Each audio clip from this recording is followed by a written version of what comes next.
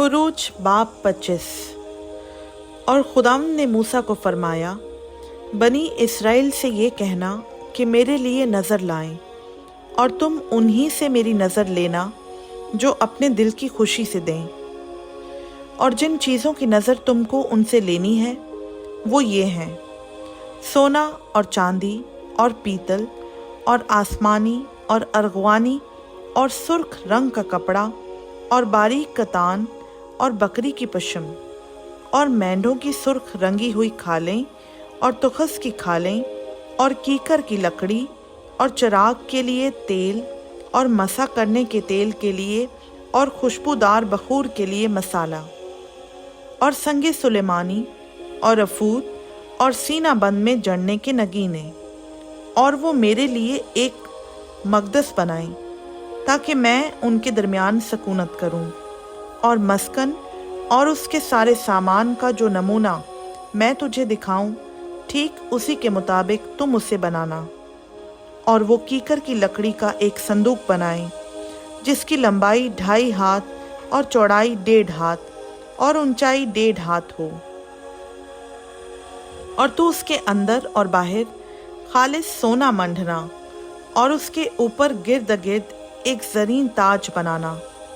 और उसके लिए सोने के 4 कड़े ढाल कर उसके चारों पायों में लगाना। 2 कड़े एक तरफ हों और 2 ही दूसरी तरफ। और कीकर की लकड़ी की चौबें बनाकर उन पर सोना मंडना। और इन चौबों को संदूक के इतराफ के कड़ों में डालना कि उनके सहारे संदूक उठ जाए। चौबें संदूक के कड़ों के अंदर लगी रहें और उससे अलग ना की जाएं। और तू उस शहादत नामा को जो मैं तुझे दूंगा उसी संदूक में रखना। और तू कफारा का सरपोश खालिस सोने का बनाना जिसका तूल 2.5 हाथ और अर्ज 1.5 हाथ हो। और सोने के 2 करूबी सरपोश के दोनों सरों पर घड़कर बनाना, एक करूबी को एक सिरे पर और दूसरे करूबी को दूसरे सिरे पर लगाना।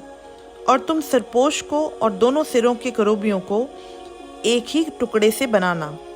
और वो करूबी इस तरह ऊपर को अपने पर फैलाए हुए हों कि सरपोश को अपने परों से ढांक लें और उनके मुंह आमने सामने सरपोश की तरफ हों।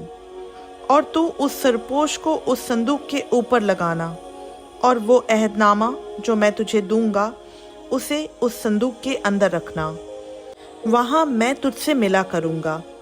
और उस सरपोश के ऊपर से और करूबियों के बीच में से जो अहदनामा के संदूक के ऊपर होंगे, उन सब अहकाम के बारे में जो मैं बनी इसराइल के लिए तुझे दूंगा तुझसे बातचीत किया करूँगा।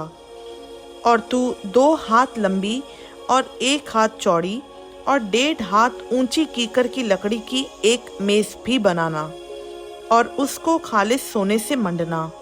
और उसके गिर्द गिर्द एक जरीन ताज बनाना। और उसके चौगिर्द 4 उंगल चौड़ी एक कंगनी लगाना। और उस कंगनी के गिर्द गिर्द एक जरीन ताज बनाना। और सोने के 4 कड़े उसके लिए बनाकर उन कड़ों को चारों कोनों में लगाना जो चारों पायों के मुकाबिल होंगे।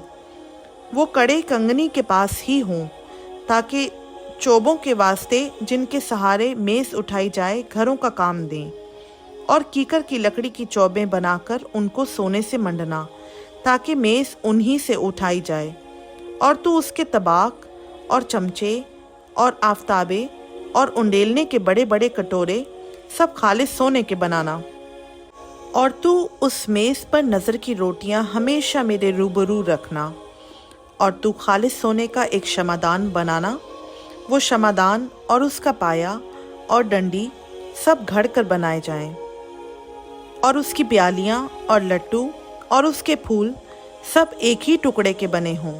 और उसके दोनों पहलुओं से 6 शाखें बाहर को निकलती हों। 3 शाखें शमादान के एक पहलू से निकलें और 3 दूसरे पहलू से। एक शाख में बादाम के फूल की सूरत की 3 प्यालियां, 1 लट्टू और 1 फूल हो। और दूसरी शाख में भी बादाम के फूल की सूरत की 3 प्यालियां, एक लट्टू और एक फूल हो। इसी तरह क्षमादान की 6 शाखों में ये सब लगा हुआ हो और खुद क्षमादान में बादाम के फूल की सूरत की 4 प्यालियां अपने अपने लट्टू और फूल समेत हों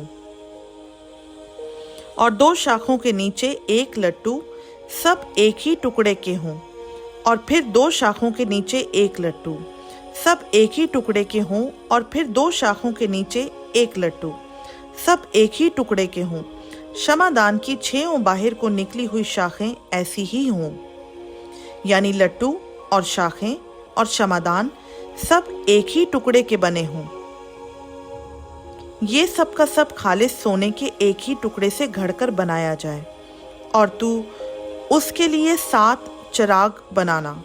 यही चिराग जलाए जाएं ताकि क्षमादान के सामने रोशनी हो और उसके गुलगीर और गुलदान खालिस सोने के हों। क्षमादान और ये सब ज़रूफ एक कंतार खालिस सोने के बने हुए हों और देख तू इनको ठीक इनके नमूना के मुताबिक जो तुझे पहाड़ पर दिखाया गया है बनाना। खुदावंद का पाक कलाम का पढ़ा, सुना, समझा और कबूल किया जाना हम सबों के लिए बाइस से बरकत हो।